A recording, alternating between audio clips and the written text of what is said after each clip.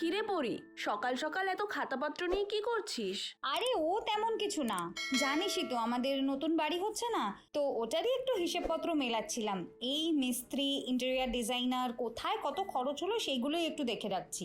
আচ্ছা, আর এগুলোর ব্যাপারে একটু আধটু আইডিয়া আছে, কিন্তু এই ইন্টেরিয়র ডিজাইনার এর কাজটা ঠিক কি রে? কেন, তুই ইন্টেরিয়ার ডিজাইনার মানে জানিস না?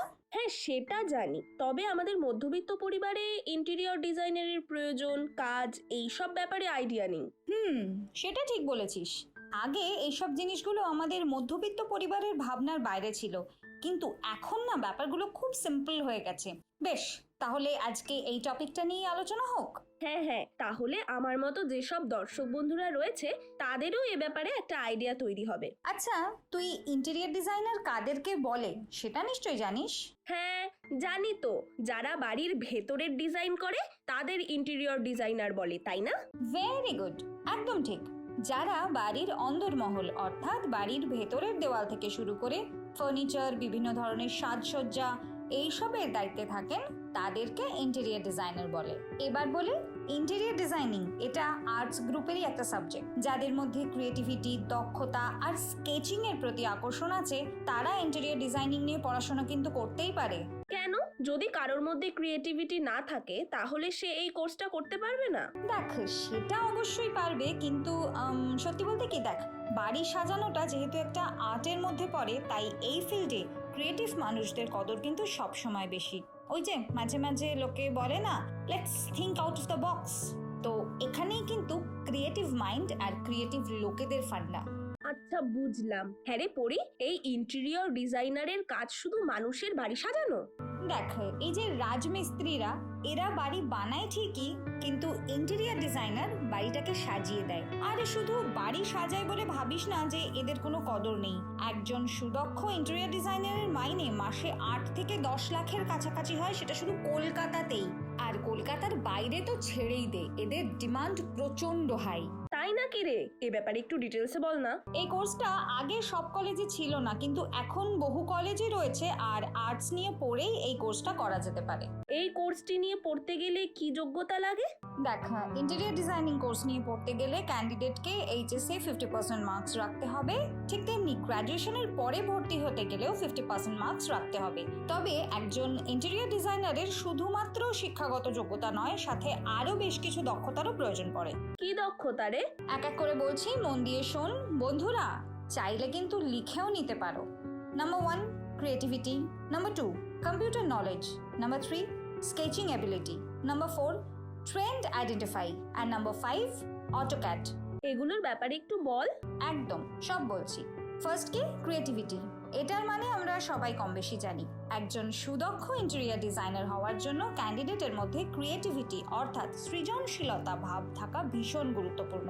একজন ইন্টেরিয়র ডিজাইনারকে নিজের চিন্তা, ভাবনা এবং কাজের মধ্যে দিয়ে তার সৃজনশীল ভাবকে প্রতিটা মুহূর্তে তুলে ধরতে হয়, তবেই গিয়ে কিন্তু তার কাজের আসল অর্থের বহিঃপ্রকাশ ঘটে। এরপর কি, কম্পিউটার নলেজ। দেখ, এই টেকনোলজির যুগে যে কোনো কাজ জানা মানুষের কম্পিউটার সম্পর্কে একটা বেসিক ধারণা থাকা ভীষণ ইম্পর্ট্যান্ট। আর একজন ইন্টেরিয়র ডিজাইনের জন্য তো কম্পিউটারই হলো তার ড্রয়িং বুক, সেই অর্থে তো এটা ভীষণ ইম্পর্ট্যান্ট একটা বিষয়। নাম্বার 3 কি, স্কেচিং এবিলিটি।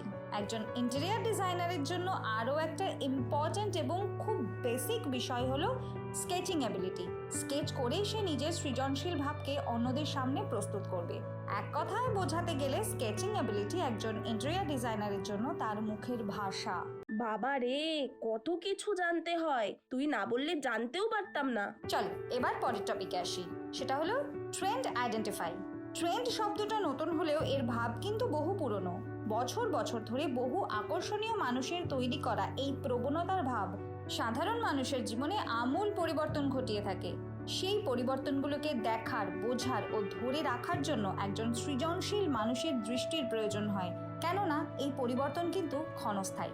এবার আসি নাম্বার 5 পয়েন্ট, সেটা হচ্ছে অটোক্যাড। ইন্টেরিয়র ডিজাইনারদের জন্য অটোক্যাড খুব প্রয়োজনীয় একটা সফটওয়্যার। অটোক্যাড সাধারণত 2D, 3D একটি ডিজাইনিং সফটওয়্যার, যার দ্বারা ডিজাইনিং করা আরও সহজ হয়ে যায়। এই সফটওয়্যারটা একজন ডিজাইনারের জন্য ভীষণ ভীষণ প্রয়োজনীয় আর খুব গুরুত্বপূর্ণ একটা বিষয়। আচ্ছা, এই কোর্সের আবার কোনো ভাগ আছে নাকি? না, ভাগ সেরকম কিছু নেই, তবে এইচএস এর পর চাইলে ডিপ্লোমা পড়া যেতে পারে। তার সাথে অন্যান্য কোর্সের মতোই এই ফিল্ডেও গ্র্যাজুয়েশন, পোস্ট গ্র্যাজুয়েশন, মাস্টার্স বিভিন্ন কোর্স রয়েছে। এই কোর্সটি করতে কেমন খরচ হয় রে? বিভিন্ন কোর্সের বিভিন্ন রকম খরচ। আমি সব কোর্সের খরচই এক এক করে বলে দিচ্ছি। ডিপ্লোমা ইন ইন্টেরিয়র ডিজাইনিং 35,000 থেকে 1,45,000 পর্যন্ত খরচ হতে পারে। BA or BSc in interior designing 60,000 থেকে 4 লক্ষ টাকা পর্যন্ত খরচ হতে পারে। Post graduation in interior designing 30,000 থেকে 3,50,000 টাকা পর্যন্ত। মাস্টার্স ইন ইন্টেরিয়র ডিজাইনিং 1,25,000 থেকে শুরু করে 1.5 লাখ টাকা পর্যন্ত। বাবা রে, এই কোর্সটি এত কস্টলি কেন রে? দেখ পারো, আজকাল একটা ভালো ইঞ্জিনিয়ারিং কলেজে পড়তে গেলেও এরকমই খরচ হয়। আর তাছাড়া বহু সরকারি কলেজেও এই কোর্সটা পড়ানো হয়ে থাকে, সাথে তো স্কলারশিপও আছে। তা কিন্তু তুই ঠিকই বলেছিস। আচ্ছা পড়ি, এই কোর্সটি কলকাতার কোথায় কোথায় করানো হয়? বলে দিচ্ছি, নোট ডাউন করে নে। Subhash Bose institute of hotel management, national school of humanity and management, Brainware university, IMS institute, এছাড়াও আরো বেশ কিছু কলেজে এই কোর্সটা করানো হয়ে থাকে। হ্যাঁ রে, এই কোর্স করে ফিউচার কি আছে? ওই যে শুরুতেই বললাম, এই কোর্সটার এখন মার্কেটে ভীষণ ডিমান্ড। দেখ, আগেকার দিনে একটা বাড়ি বানিয়ে ফেললাম ব্যাস, আর কিছু করার প্রয়োজন বা শখ সেরকম কারোর থাকতো না। কিন্তু এখন না, মানুষের শখ শৌখিনতা বেড়ে গেছে। আর সাথে আগের দিনের মতন জয়েন্ট ফ্যামিলি খুব কম, নিউক্লিয়ার ফ্যামিলি বেশি। আর এই জন্য কি সবাই নিজের মতন করে বাড়িটাকে খুব সুন্দর করে সাজানোর চেষ্টা করে। আর এখন দিন দিন ফ্ল্যাটের ডিমান্ড এত বাড়ছে যে এই ডিমান্ড বাড়ার সঙ্গে সঙ্গে এই জাতীয় কোর্সের ডিমান্ডও ভীষণ বাড়ে। কিন্তু সত্যি কি বাড়ি সাজাতে কেউ এত টাকা খরচ করে? আলবাত করে বলেই তো এই সমস্ত কোর্স জানা মানুষদের এত কদর, এত ডিমান্ড। আর একজন ইন্টেরিয়র ডিজাইনার শুধুমাত্র সাধারণ মানুষের ঘরবাড়ি নয়, বিভিন্ন সেলিব্রিটির ঘরবাড়িও সাজিয়ে থাকে। আর ওই যে বললাম, এখন মানুষের শখই হলো মানুষের প্রয়োজন। আচ্ছা পড়ি, ইন্টেরিয়র ডিজাইনারের আর কি কি কাজ থাকে? দেখ পারো, ইন্টেরিয়র ডিজাইনারের শুধু সাজিয়ে রাখাটাই কাজ না। অনেক সময় বিভিন্ন বড় বড় অফিস, ক্যাফে, বড় বড় হোটেল, রেস্টুরেন্টের সেটআপ, এমনকি ম্যারেজের সেটআপের জন্যও একজন ইন্টেরিয়র ডিজাইনারের দরকার পড়ে। এমনকি বহু হাসপাতাল, ডাক্তারের চেম্বার, বহু জায়গায় ইন্টেরিয়র ডিজাইনারদের ডিমান্ড থাকে। একটা জায়গাকে কিভাবে সাজিয়ে গুছিয়ে সেটাকে সুন্দর বাড়ি, অফিস, হাসপাতাল তৈরি করবে, সেটা না আমরা না দেখলে বুঝতেও পারবো না। হ্যাঁ রে পড়ি, তুই বলছিলি এই কোর্সটা করে কলকাতার বাইরে বেশি সুযোগ? সেটা ঠিক। কলকাতার তুলনায় মুম্বাই, দিল্লি, নয়ডা, ব্যাঙ্গালোর এই সমস্ত শহরে এই কোর্সটা করলে চাকরির সুযোগ অনেক বেশি। ওখানে কলকাতার তুলনায় কাজের জায়গা বেশি। তবে হ্যাঁ, কলকাতাতেও কিন্তু আস্তে আস্তে কাজের সুযোগ অনেক বেশি তৈরি হচ্ছে। এই কোর্স পড়ে কি বিদেশেও কাজের সুযোগ আছে? হ্যাঁ, বিদেশে তো এই কাজের ভীষণ ডিমান্ড। ওখানে একজন দক্ষ ইন্টেরিয়র ডিজাইনারের মাইনে $65,000 থেকে শুরু করে $1,05,000 পর্যন্ত হতে পারে। অর্থাৎ ইন্ডিয়ান কারেন্সিতে 53 লক্ষ টাকা থেকে 86 লক্ষ টাকা পর্যন্ত হতে পারে। ভাবতে পারছিস এত টাকার স্যালারি হয় বিদেশে? হ্যাঁ, হবে না কেন? ওখানকার বাড়ির মার্কেট তো পুরোটাই ইন্টেরিয়র ডিজাইনারদের হাতে থাকে। সেই জন্য বিদেশে এই পড়াশোনাগুলোরও বেশ কদর। আচ্ছা বুঝলাম। হ্যাঁ রে পড়ি, এই বিষয়ে পড়াশোনা করে চাকরি কিভাবে পাবে? যে কোনো ইন্টেরিয়র ডিজাইনিং কোর্স কমপ্লিট করার পর কলেজ ক্যাম্পাসিং থেকে অনেক সময় ভালো স্যালারির জব অফার হয়ে থাকে। তারপর আস্তে আস্তে নিজের এক্সপিরিয়েন্স যত বাড়তে থাকবে, এই ফিল্ডে যত কাজ করবে, নলেজ যত বাড়বে, তত অপরচুনিটিস বাড়বে। শুধু এই একটা ভাবেই জব পাওয়া যেতে পারে? একদমই না। এছাড়াও বহু অনলাইন জব পোর্টালের মাধ্যমেও জব পাওয়া যেতে পারে।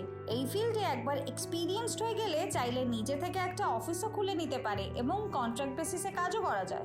আচ্ছা, এবার এই বিষয়টার ব্যাপারে সব বুঝতে পারলাম। Thank you. ঠিক আছে, এতে থ্যাংক ইউ বলার কিচ্ছু নেই। তাহলে বন্ধুরা, বুঝতে পারলে তো? আশা করি এই বিষয়ে খুঁটিনাটি তথ্য সবটাই তোমাদের সামনে তুলে ধরতে পেরেছি। যদি আরও কিছু জানার থাকে তাহলে অবশ্যই কমেন্ট করে জানিও। সাথে ভিডিওটা কেমন লাগলো সেটাও জানিও প্লিজ। আর ভালো লাগলে প্লিজ প্লিজ প্লিজ একটা লাইক করে দিও। আর এরকমই নতুন নতুন ক্যারিয়ার রিলেটেড ভিডিও দেখার জন্য আমাদের সমৃদ্ধ বাংলা ইউটিউব চ্যানেলটিকে অবশ্যই সাবস্ক্রাইব করে দিও। আজকের মতো আসি তাহলে, দেখা হচ্ছে খুব শিগগিরই নতুন কোনো ভিডিওতে। খুব ভালো থেকো সবাই, টাটা।